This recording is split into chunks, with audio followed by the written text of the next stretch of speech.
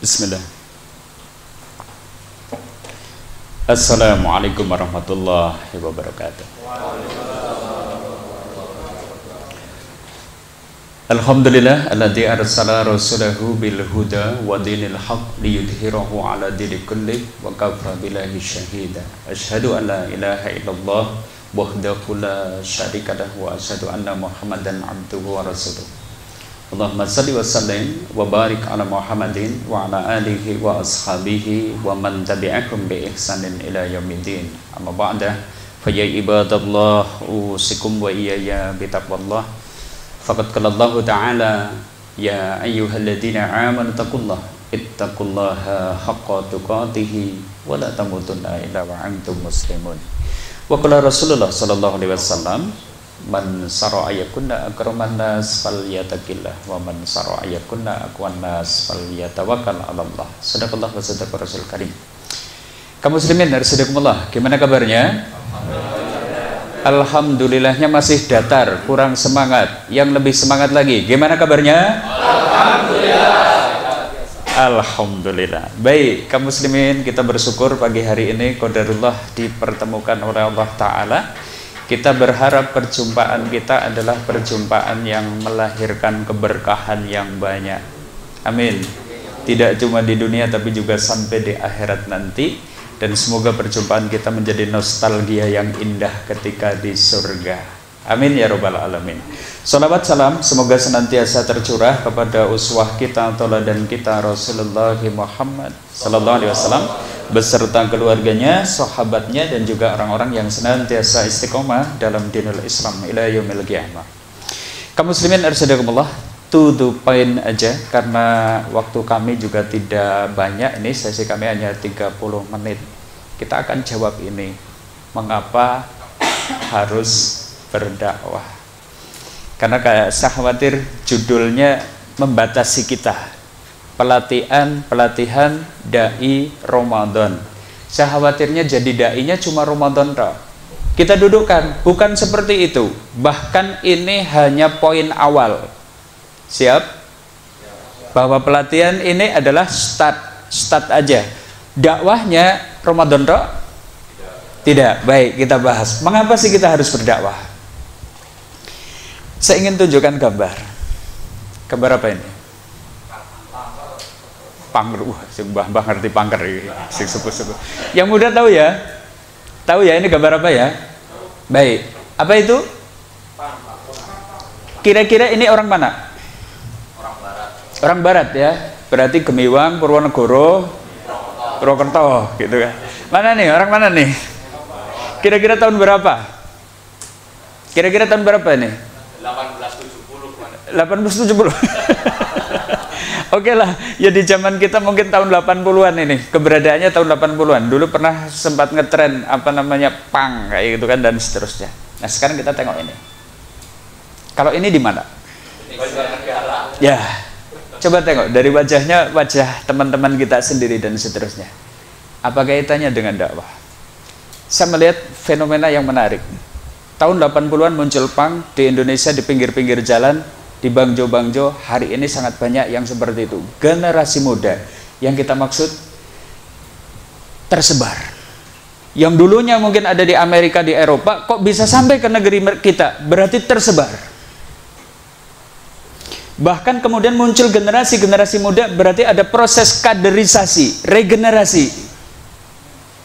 Bahkan kita katakan mereka eksis sepanjang zaman. Kayaknya nggak ada. Ini kan unik. Ini kan fenomena unik. Yang kita maksud, mereka berdakwah.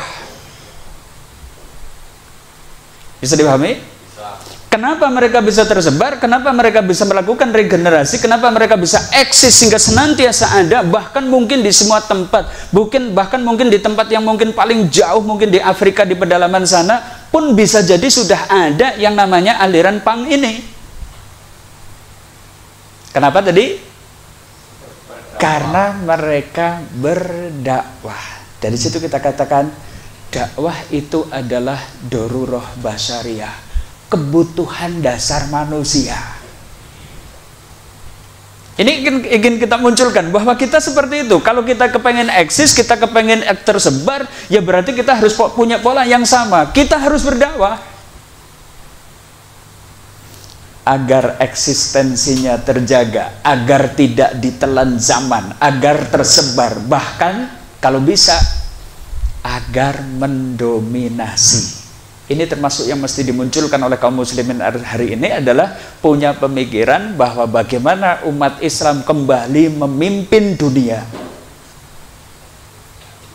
Jadi ternyata pelatihan dakwah kita ini bukan hanya sekedar Ramadan. Ini ada sesuatu yang besar yang ingin kita munculkan.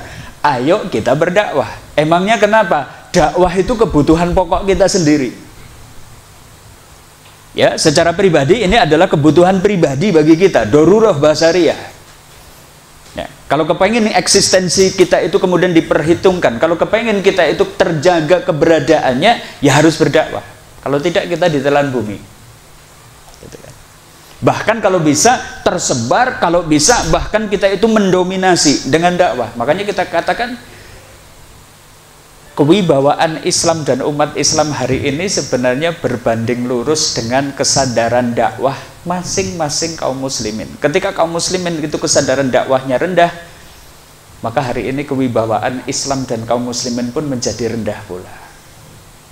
Maka Allah Ta'ala tetapkan dakwah adalah amal syar'iyah. Kalau tadi darurah basariyah, secara pribadi kita itu butuh, tapi ternyata secara syariat ini juga perkara yang disyariatkan oleh Allah Ta'ala.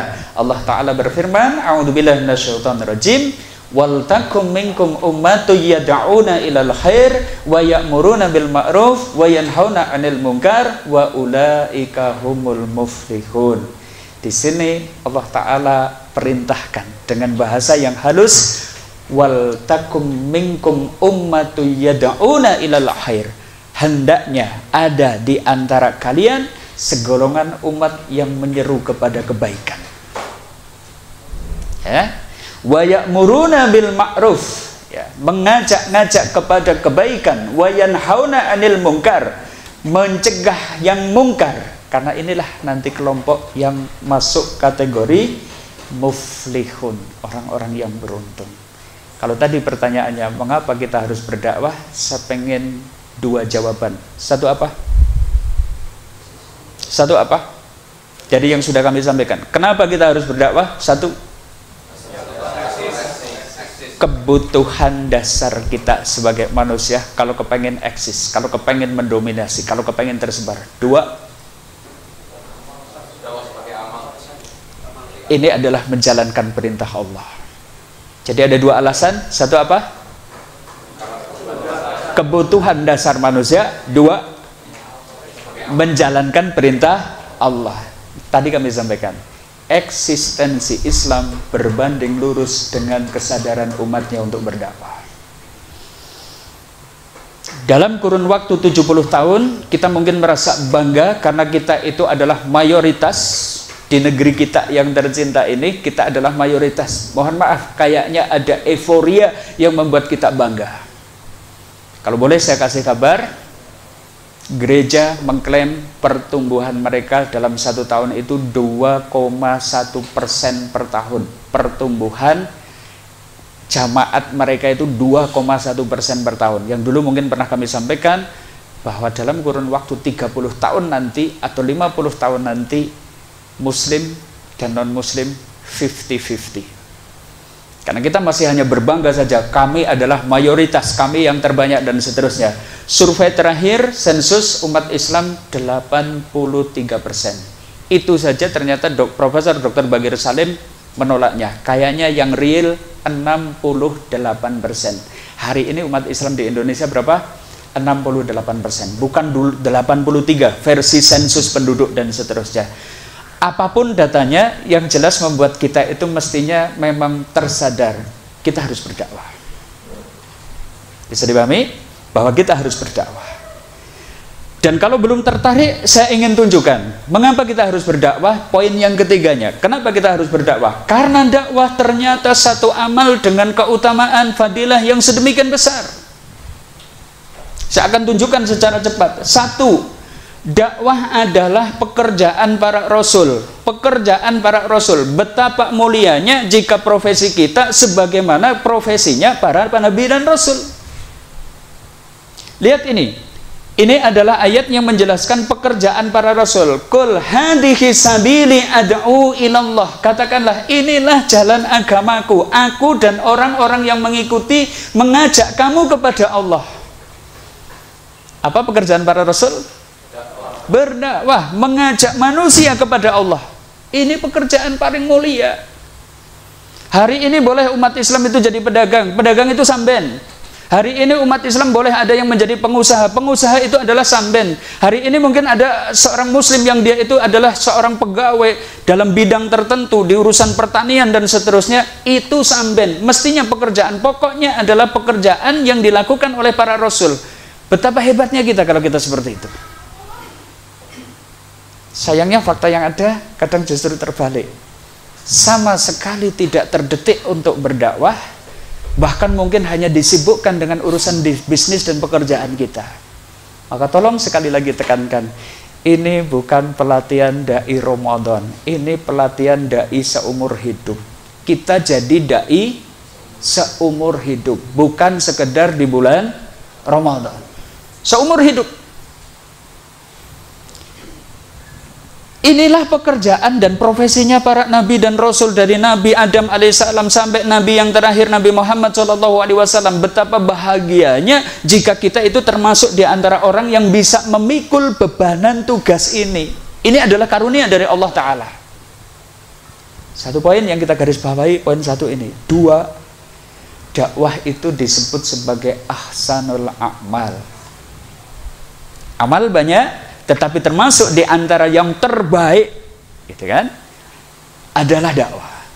Wa man ahsanu qawlan mimman da'a ilallahi wa 'amila salihan wa qala innani minal muslimin. Allah Ta'ala berfirman, siapakah yang lebih baik perkataannya, gitu kan, dengan berbagai amal-amal yang lain terkait dengan mungkin ucapan lisan dan seterusnya, nggak ada yang lebih baik. Kalimat ini mungkin sifatnya adalah retoris, pertanyaan, tapi sebenarnya ingin menyebutkan tidak ada ucapan yang lebih baik dibandingkan dengan ucapan qaulan mimman da'a ilallah, ucapan orang yang menyeru kepada Allah. Sudah, nggak ada perkataan yang lebih baik dari itu. Sekalipun mungkin dengan bahasa yang paling sederhana, sekalipun dengan bahasa yang paling simpel, tapi intinya adalah mengajak umat manusia kepada Allah, itu adalah ahsanul a'mal. Termasuk di antara ahsanul a'mal, sebaik-baik amal, yang mana mengajak manusia ilallah wa amila salihan, mengajak manusia untuk beramal soleh, wa qala innani minal muslimin, dan termasuk mengajak orang-orang untuk berserah diri kepada Allah Azza wa Jalla. Ini yang kedua, keutamaan mengapa kita harus berdakwah. Tiga, dakwah ini sumber kemenangan dan keberuntungan. Ya. Wala takum minkum ummatu yad'una ilal khair wa ya'muruna bil ma'ruf wa yanhauna 'anil munkar wa ulaika humul muflihun. Kalau muflihun itu kita maksudkan itu adalah keberuntungan atau kemenangan, berarti sumber kemenangan itu ketika umat Islam sadar dakwah, ketika umat Islam siap untuk berjuang di jalan Allah, menyeru kepada kebaikan, mencegah kepada kemungkaran. Yang tadi, eksistensi kaum muslimin berbanding lurus dengan kesadaran umatnya untuk berdakwah ini. Ini poin yang ketiga, saya bahas cepat saja. Masih di ayat yang sama, Ali Imran 104. Yang keempat, ini penting. Kaum muslimin, kalau kita mengandalkan bekal di akhirat nanti, hanya mengandalkan amal dari diri kita, sebenarnya jomplang. Bekal sedikit, perjalanannya sangat panjang. Saya kasih kabar dulu. Di alam kubur kita akan tinggal di sana ila yaumil ba'ats, sampai hari berbangkit.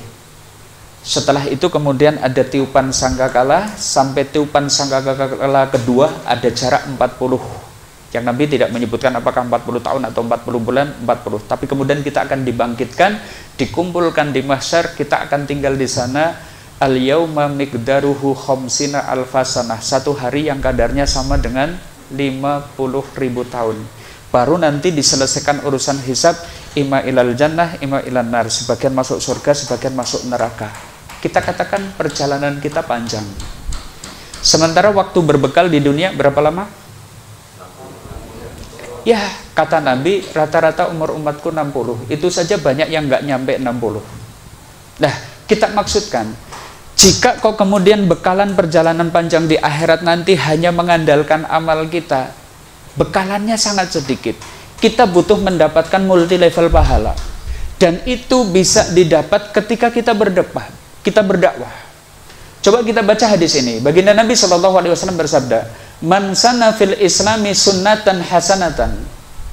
Siapa yang mengajarkan, mencontohkan satu contoh yang baik di dalam Islam, fa umila biha ba'dahu, kok kemudian ada orang yang meniru, melakukan apa yang kita contohkan, apa yang kita dakwahkan, kok ada yang meniru setelah kita itu tadi, kutiba lahu mislu ajri man amila biha. Kita akan dicatat mendapatkan pahala yang sama seperti orang yang meniru pekerjaan kita itu tadi, wala yang kusumin ujurihim syai'a, tanpa mengurangi pahala orang yang meniru ibadah kita sedikit pun. Bisa dipahami? Ada satu kaidah lagi. Man da'a ilal khair kafailihi. Siapa yang menyeru kepada kebaikan, dia akan mendapatkan pahala seperti orang yang melakukan kebaikan itu. Coba bayangkan. Kita ngajarin seseorang dakwah kita dengan mengajarkan dia baca Al-Quran. Seumur hidup orang yang kita ajari baca Quran itu, kok dia membaca Al-Quran, kita ikut dapat pahalanya.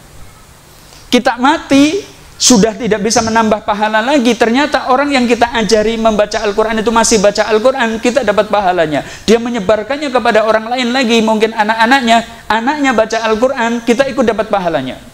Bahkan kemudian dia disebarkan lagi, kita ikut dapat pahalanya. Ini yang disebut dengan multi level pahala. Dakwah seperti itu. Kalau kita tidak mau berdakwah, berarti amal kita ya cuma dari diri kita aja. Kita berharap bahwa kita sudah istirahat. Kenapa? Ajal sudah menjemput. Ternyata masih ada orang sholat, yang mana dia itu bisa sholat adalah karena pembelajaran dari kita. Kita dapat pahalanya.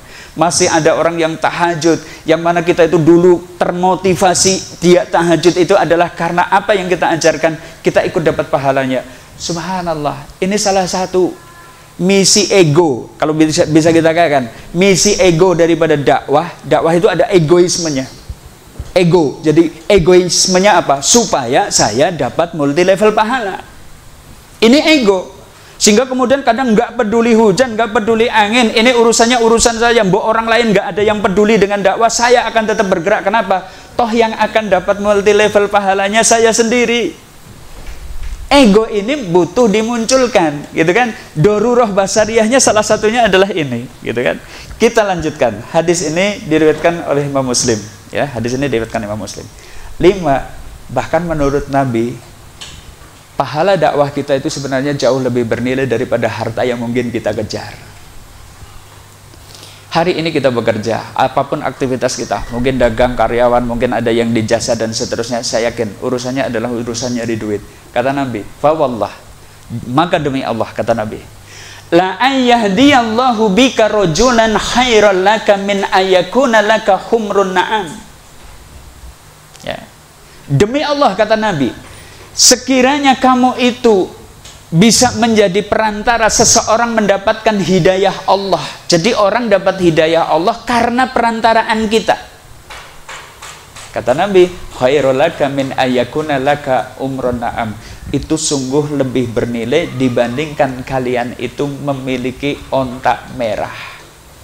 Dulu kendaraan terbaik di zaman Nabi ya mungkin itu, kalau orang memiliki onta merah. Kalau sekarang Ferrari, keren banget ya, Lamborghini, gitu kan, Jaguar dan seterusnya. Sekelasnya Banjar ya wis duwe Innova ya wis keren banget, gitu kan.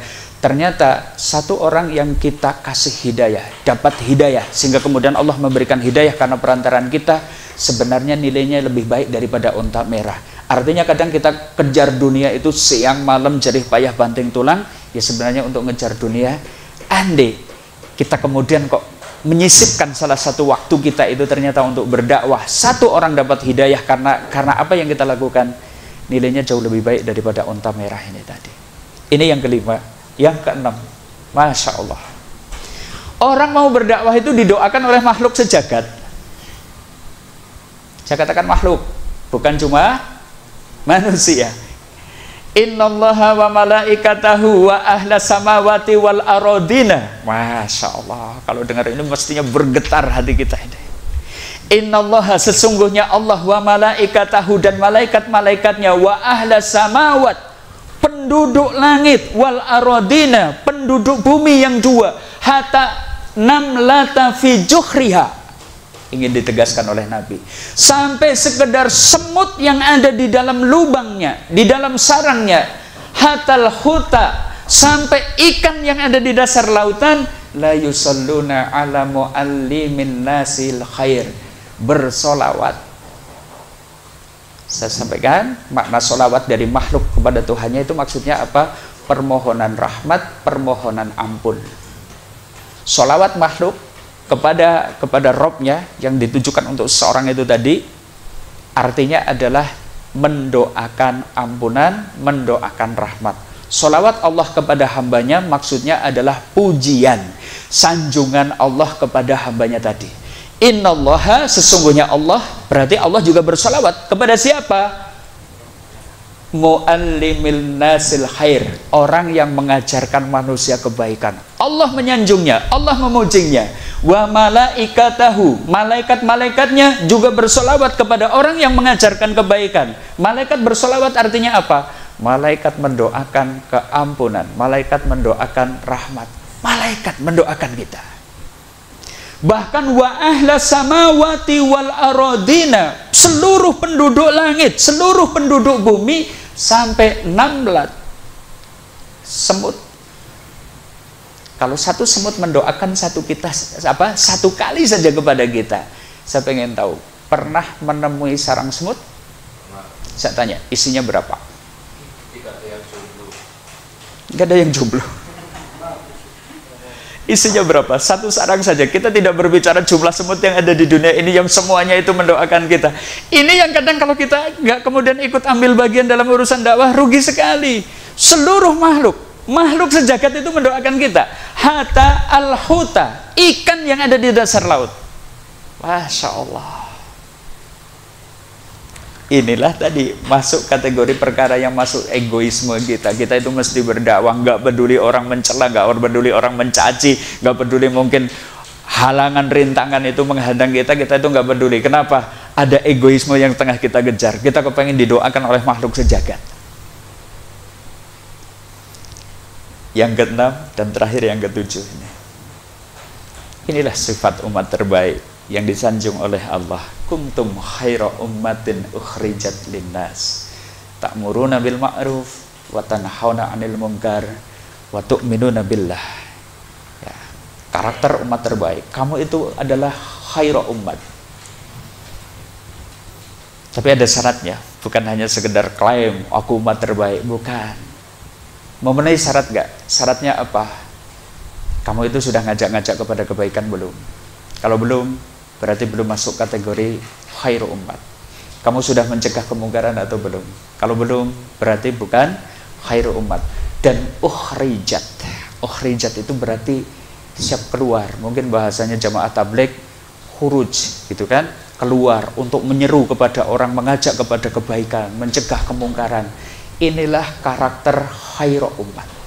Nah, kita kepengen masuk kategori ini di dalamnya, sehingga kemudian kita berusaha ini pelatihan dai Ramadan, tapi dai Ramadannya kita garis bawahi, bukan hanya di bulan Ramadan. Nah, cuma kita butuh dudukan supaya nanti tidak keliru.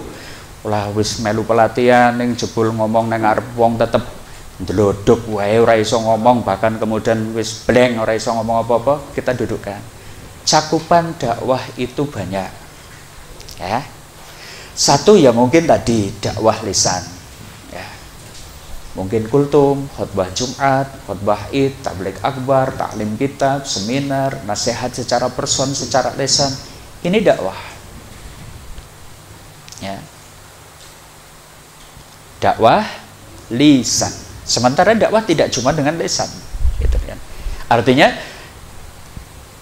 hari ini kita coba untuk masuk di masalah ini. Nanti kita bahas mungkin tadi public speaking, Ustadz Rosi nanti yang akan mungkin menggodok bagaimana ketika di hadapan orang, bagaimana kita itu menata diri dan seterusnya. Nanti retorika, nanti insya Allah kita bicarakan menata materi dan seterusnya, sampai kemudian penyajian di hadapan publik nanti insya Allah kita bahas. Karena karakter materi nanti di masing-masing dakwah lisan ini pun beda, gitu kan?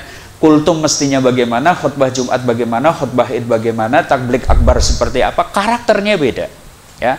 Termasuk kalau ngisi kajian kitab seperti apa, seminar seperti apa, nanti akan berbeda karakternya. Nah inilah yang nanti mungkin akan kita godok di siang hari ini adalah urusan ini. Nah yang kedua, ada yang nggak pinter lesan bisa masuk di wilayah ini, dakwah media.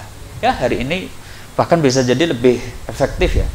Mungkin dengan bikin buku, majalah, situs atau blog, melalui media sosial, bahkan WhatsApp saja sekarang mungkin cukup efektif untuk mengembangkan dakwah dengan mencetak VCD, DVD. Ya, hari ini nggak tahu kayaknya sudah kurang begitu laku, lewat TV, radio dan seterusnya. Ini pun kita bisa masuk ke sana. Bagian dari dakwah pula. Nah, termasuk dakwah yang lebih kadang mengena ini, dakwah bilhal ya. Dengan akhlak yang bagus, ya, dengan kedermawanan, ya, dengan mungkin kejujuran, akhlak, gitu kan, sehingga masuk di dalamnya ini ya santunan duafa, merawat anak yatim, layanan kesehatan, pendirian masjid, beasiswa santri, ya, nahi mungkar, berjihad, ini masuk dakwah bilhal dan seterusnya. Nah, cakupannya sangat luas.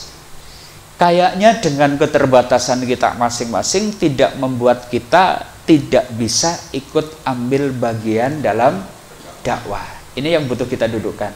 Kita memiliki kekurangan dan keterbatasan, tapi dengan luasnya cakupan dakwah yang ada, sebenarnya tidak bisa tidak, kita pasti sebenarnya bisa ikut ambil bagian dalam dakwah. Ya, sedemikian luasnya cakupan dakwah, semestinya setiap muslim mengambil bagian darinya. Nah, terakhir saya punya satu cerita, mungkin pernah saya ceritakan, dan ini pengalaman nyata. Dulu saya kadang ngisi di rutan Banjarnegara ya, ada jadwal di sana rutin. Cuma ini sudah beberapa tahun ini sudah off ya. Tapi ada sempat pas ngisi ketemu dengan seorang tahanan yang pernah bareng dengan perampok.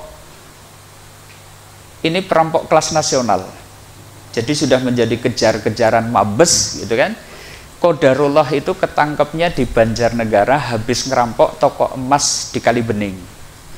Nah, selama proses penahanan dititipkan di rutan Banjarnegara. Karena ini sebenarnya bukan kelasnya rutan, tapi dititipin sementara. Ya, pada waktu itu ada tahanan yang kebetulan ketemu dengan saya, dia ngomong pernah sekamar dengan perampok ini. Yang sudah sangat terkenal, dikejar-kejar, terakhir dikejar sama Densus 88 itu. Ketangkepnya di Kalibening itu, yang nangkep Densus 88, sudah nggak bisa berkutik. Kalau yang lain kadang mohon maaf, katanya asal dikasih duit sekian juta dan seterusnya, ya nanti diculke lagi. Tapi kali ini enggak, pokoknya ditangkap. Nah, ternyata perampok kelas nasional yang medeni itu tadi asalnya dari Medan, badannya ya tidak tinggi besar medeni, enggak, kecil, badannya kecil. Agamanya Katolik. Tapi ada ucapan yang menarik. Dia itu mengatakan begini, kata si tahanan yang ngomong kepada saya. Perampok ini bilang, saya itu merasa belum berjasa kepada Yesus jika belum memasukkan seorang muslim ke dalam agama kami. Coba. Kalau yang ngomong itu adalah pendeta, biarawan, rohib, saya anggap itu sesuatu yang wajar sekali. Tapi ini yang ngomong perampok, Pak. Bisa dipahami? Perampok saja punya idealisme seperti itu, punya cita-cita bagaimana orang Islam itu keluar dari agamanya dan kemudian masuk agama dia. Kita yang mungkin terkenal sebagai aktivis masjid, kita mungkin terkenal sebagai seorang kiai, kita mungkin terkenal mungkin sebagai orang juru dakwah dan seterusnya, bahkan mungkin belum pernah punya visi semacam perampok itu tadi. Perampok ini yang ngomong. Inilah yang kaum muslimin arsyadakumullah. Ayo, pelatihan ini hanyalah sebagian kecil saja. Dan target menjadi dai di bulan Ramadan ini hanyalah salah satu dari pekerjaan kecil saja. Tetapi pekerjaan besar kita itu adalah, ayo kita ikut ambil bagian dalam dakwah. Islam butuh kembali ditegakkan. Islam butuh dikembalikan kemuliaan dan kejayaannya. Yang hari ini mohon maaf ya kalau kita katakan seringkali kayaknya sebagaimana yang dikabarkan oleh Nabi. Ya, Nabi itu pernah menggambarkan kepada kita, yusikul umam anta da'a alaikum kama tada'a akalatu ila qas'atiha. Nyaris tiba saatnya banyak umat itu merebutkan kalian sebagaimana orang itu berebut hidangan. Kita umat Islam digambarkan oleh Nabi seperti hidangan makanan yang direbutkan oleh banyak orang. Nah, kayaknya termasuk salah satu faktornya ini, rendahnya kesadaran kaum muslimin untuk berdakwah. Jangan merasa bangga kita jumlahnya mayoritas. Tadi faktanya bahkan kayaknya kita tinggal 68%. Beberapa kota semacam Solo bahkan sudah 50-50 antara muslim dengan non muslimnya dan seterusnya. Nah, ini pekerjaan rumah bagi kita, dalam artinya sisa-sisa hidup kita. Mari kita komitmenkan bahwa kita akan ikut ambil bagian di dalam dakwah ini. Kira-kira siap? Kira-kira siap? Insya Allah. Ya Allah, berilah kami kekuatan taufik untuk menjadi pembela agama-Mu ya Allah. Demikian dari kami, billahi taufik wal hidayah. Assalamualaikum warahmatullahi wabarakatuh.